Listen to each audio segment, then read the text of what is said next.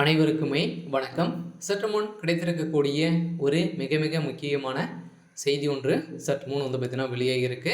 சற்று முன் திமுக அமைச்சர் சிகிச்சை பலனின்றி உயிரிழந்தார் அப்படின்ற மாதிரி தான் செய்திகள் வெளியே இருக்கு.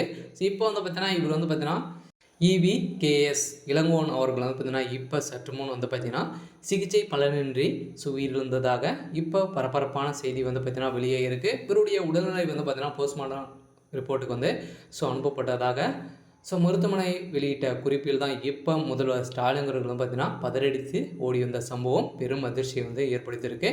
இருந்தாலும் இவருக்கு பார்த்தீங்கன்னா இப்போ ஒரு வார காலமாகவே பார்த்தீங்கன்னா ரொம்ப உடல்நிலை சரியில்லாமல் தான் ஒரு தனியார் மருத்துவமனையில் போரூரில் இருக்கக்கூடிய தனியார் மருத்துவமனையில் பார்த்தீங்கன்னா அனுமதி பெற்றிருந்தார்.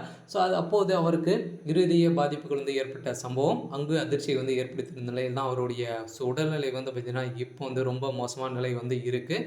இதன் அடிப்படையில் இப்போ ஏற்கனவே பார்த்தீங்கன்னா அவர் உடல்நிலை சரியில்லாமல் தான் மருத்துவமனையிலிருந்து அனுமதி பெற்று சிகிச்சை பெற்று வந்திருந்த நிலையில் இப்போ சிகிச்சை பலனின்றி உயிரிழந்ததாக ஒரு செய்தி வெளியாக இருக்குது. இதை பற்றி இந்த வீடியோவில் முழுமையாக பார்க்கலாம். அதுக்கு முன்னாடி நம்ம சேனலுக்கு இப்போ தான் நீங்கள் முதல் முறையாக வந்திருக்கீங்க அப்படின்னா மறக்காமல் நம்மளுடைய சேனலை சப்ஸ்கிரைப் பண்ணிக்கோங்க.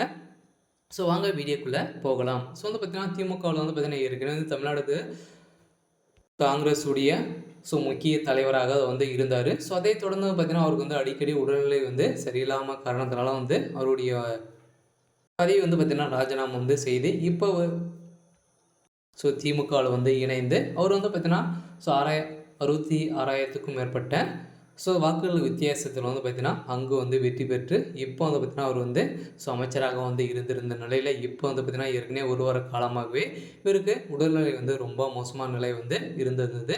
இதன் அடிப்படையில் தான் திடீர்னு நெஞ்சுவலி ஏற்பட்ட காரணத்தினால தான் அப்போது அவருக்கு பார்த்தீங்கன்னா இருதய பாதிப்புகளும் கொரோனா பாதிப்பும் பார்த்தீங்கன்னா இருப்பது உறுதி செய்யப்பட்டிருந்த நிலையில் தீவிர சிகிச்சை பிரிவில் அனுமதி பெற்றிருந்த EVKS இளங்கோனுக்கு சிகிச்சைகள் விடாமல் தரப்பட்டிருந்த நிலையில் இறுதியில் EVKS இளங்கோன் பூரண குணமடைந்து வீடு திரும்புவார் என அனைவராலுமே பார்த்தீங்கன்னா எதிர்பார்க்கப்பட்டது.